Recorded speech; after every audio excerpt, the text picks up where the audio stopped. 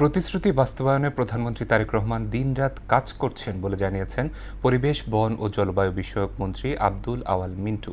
তার নেতৃত্বে নিরাপদ সবুজ বাংলাদেশ গড়ে তোলা হবে বলেও জানান মন্ত্রী। আর জামায়াত এনসিপি অহেতুক বিএনপির গায়ে পড়ে ঝামেলা করার চেষ্টা করছে বলে অভিযোগ করলেন ক্রীড়া প্রতিমন্ত্রী। জনগণের প্রত্যাশা পূরণে কাজ করতে দলের নেতাকর্মীদের প্রতি আহ্বানও জানান তিনি। দুপুরে রাজধানীর উত্তরে এক অনুষ্ঠানে এসব কথা বলেন তারা। আরও জানাচ্ছেন হুমায়ুন কবির।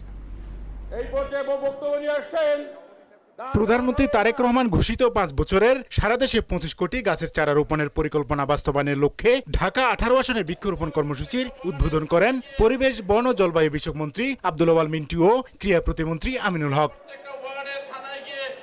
এই সময় ঢাকা 18 আসনের সংসদ সদস্য এস.এম. জাহাঙ্গীর হোসেন জানান, নির্বাচনী ইশতেহার অনুযায়ী বৃক্ষরোপণ সহ সবকিছু বাস্তবায়ন করছে সরকার। জনগণ আমাদেরকে ভোট দিয়েছে জনকল্যাণে কাজ করার জন্য, তাই না? এই 17 বছর এই এলাকায় কোনো কাজ হয়নি। আজকে যখন আমরা যেখানে এলাকায় যাই, মাঠে যাই, ঘাটে যাই, রাস্তা উন্নয়ন করতে যাই, দেখি খালি নাই আর নাই।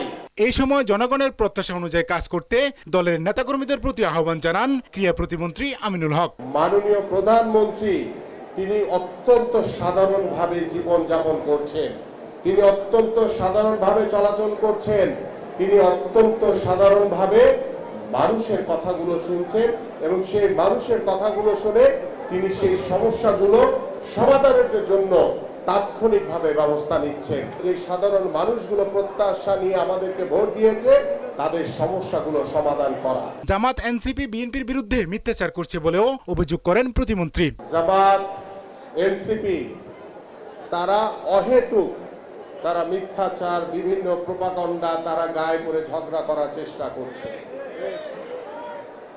তারা রাজনীতিক যে নম সেটাই তারা বোঝার চেষ্টা করে না। অনুষ্ঠানে পরিবেশ, বন ও জলবায়ু বিষয়ক মন্ত্রী আব্দুল আওয়াল মিন্টু বলেন, তরুণরা একটি করে গাছ রোপণ করলে সরকারের নির্ধারিত সময়ের আগে লক্ষ্য পূরণ হবে। প্রতিটি পরিবার, প্রতিটি শিক্ষা প্রতিষ্ঠান, প্রতিটি তরুণ ও যুব সংগঠন যদি অন্তত একটি করে বৃক্ষরোপণ করে এবং তার পরিচর্যা করে, তবে 2025 সালের মধ্যে দেশের বৃক্ষা আচ্ছাদন ছাত্র সংখ্যাতে উন্নতি করার যে লক্ষ্য আমরা ধরেছি তা সময়ের আগেই ইনশাআল্লাহ অর্জিত হবে।